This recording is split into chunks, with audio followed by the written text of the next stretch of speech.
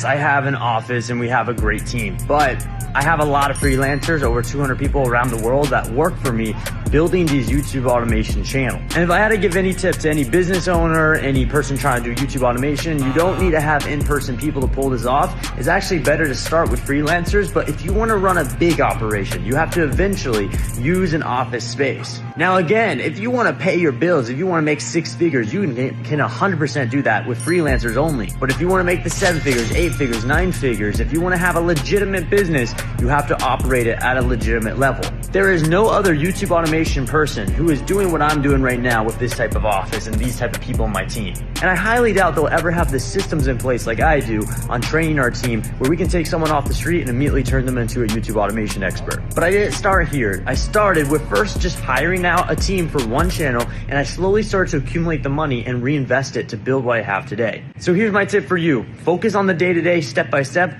Don't be looking into the future because that's too far away. You're not there yet. Focus on what you need to get done today, and it will compound into where you want to go in the future.